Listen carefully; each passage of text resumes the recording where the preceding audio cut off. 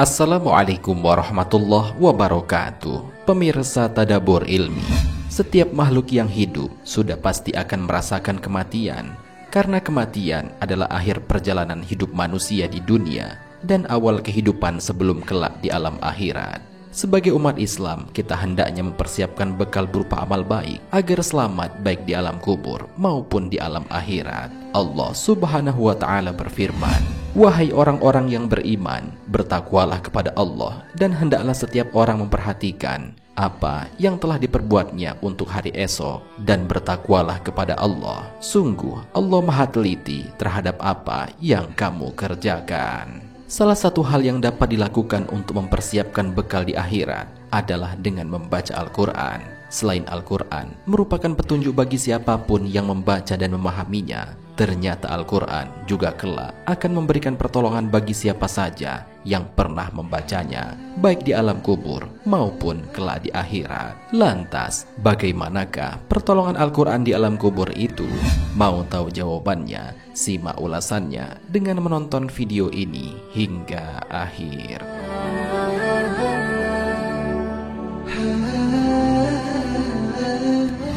Sebelum lanjut, bagi kalian yang belum subscribe, silahkan untuk menekan tombol subscribe terlebih dahulu.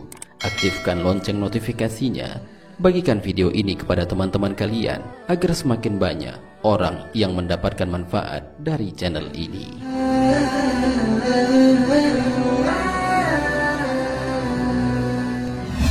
Pemirsa Tadabbur Ilmi, Al-Quran merupakan kitab suci yang diwahyukan Allah kepada Nabi Muhammad SAW dengan perantara malaikat Jibril untuk dijadikan pegangan atau pedoman hidup bagi umat manusia di seluruh penjuru dunia. Orang yang suka membaca Al-Quran pasti hatinya selalu merasa tentram dan damai karena ia selalu merasa dekat dengan Sang Pencipta, yaitu Allah Subhanahu wa ta'ala. Tak hanya itu, orang yang gemar membaca Al-Quran, memahami dan mengamalkannya, kelak di alam kubur akan didampingi Al-Quran dan diberikan penerangan sampai ia masuk ke dalam surga. Dalam sebuah riwayat, Rasulullah SAW bersabda, "Tiada penolong yang lebih utama derajatnya di sisi Allah pada hari kiamat daripada Al-Quran, bukan nabi, bukan malaikat, dan bukan pula yang lainnya."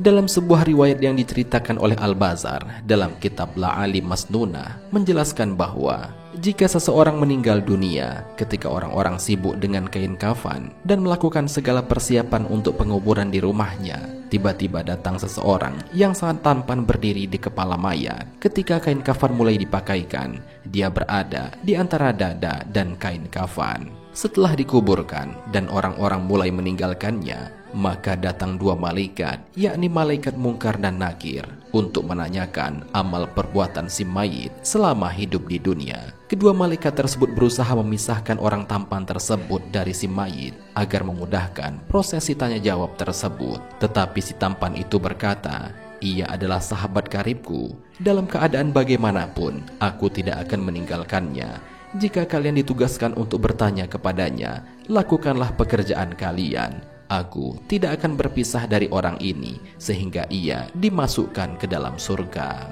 Kemudian si tampan itu berkata kepada mayit, "Aku adalah Al-Quran yang terkadang kamu baca dengan suara yang keras dan terkadang kamu baca dengan suara yang perlahan. Jangan khawatir, setelah menghadapi pertanyaan Mungkar dan Nakir ini, engkau tidak akan mengalami kesulitan." Kepada si mayit, ia menghamparkan tempat tidur dan permadani sutra yang penuh dengan kasturi dari Mala'il A'la.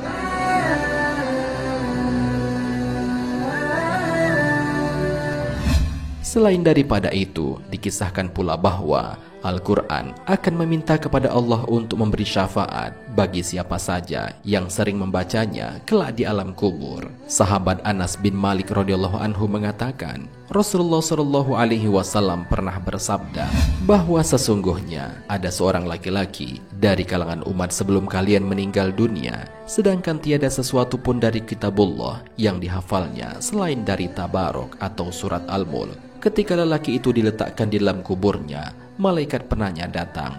Maka surat Tabarok atau Al-Mulk menghalang-halanginya, sehingga malaikat itu berkata, "Sesungguhnya engkau adalah salah satu dari kitabullah, dan aku tidak suka membuatmu tidak senang, tetapi aku tidak mempunyai kuasa bagimu, bagi dia dan juga bagi diriku terhadap sesuatu kemudorotan dan juga suatu kemanfaatan. Jika engkau hendak membela orang ini, maka menghadaplah kepada Allah Subhanahu wa Ta'ala dan mintalah syafaat darinya buat dia." Maka surat itu berangkat menuju kehadirat Allah Subhanahu wa Ta'ala.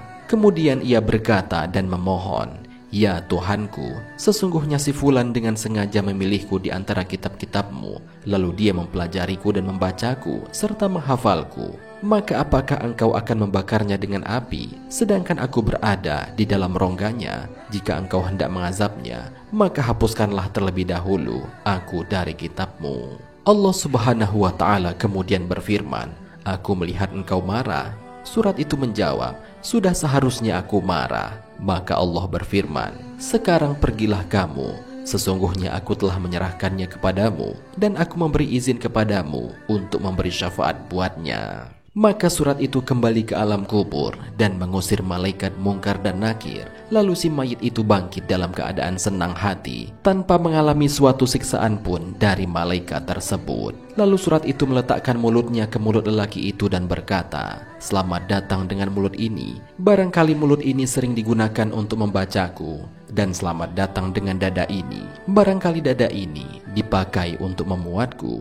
Dan selamat datang dengan kedua kaki ini. Barangkali kaki inilah yang dipakai untuk berdiri membacaku." Surat itu menghiburnya di dalam kubur karena merasa khawatir bila ia kesepian dan merasa takut.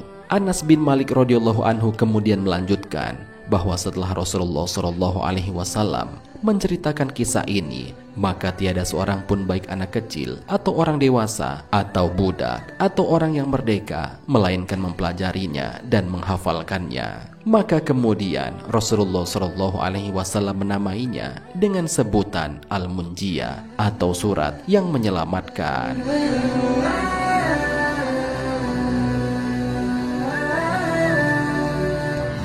Pemirsa Tadabbur Ilmi, demikianlah penjelasan mengenai pertolongan Al-Quran di alam kubur bagi siapa saja orang-orang yang sering membacanya, memahami dan mengamalkannya. Semoga dengan adanya video ini dapat memberikan semangat dan motivasi bagi kita agar selalu gemar membaca Al-Quran, memahami dan mengamalkan isinya. Karena sungguh barang siapa yang mengamalkannya terdapat ganjaran dan pahala yang besar dari membaca Al-Quran tersebut. Abdullah bin Mas'ud pernah berkata bahwa Rasulullah SAW bersabda, "Siapa saja yang membaca satu huruf dari kitabullah atau Al-Quran, maka dia akan mendapatkan satu kebaikan. Sedangkan satu kebaikan dilipatkan kepada 10 semisalnya. Aku tidak mengatakan alif lam mim itu satu huruf, akan tetapi alif satu huruf, lam satu huruf, dan mim satu huruf." Hadis riwayat Tirmizi. Wallahu a'lam bishawab. Jika terdapat kesalahan dalam penyampaian ini,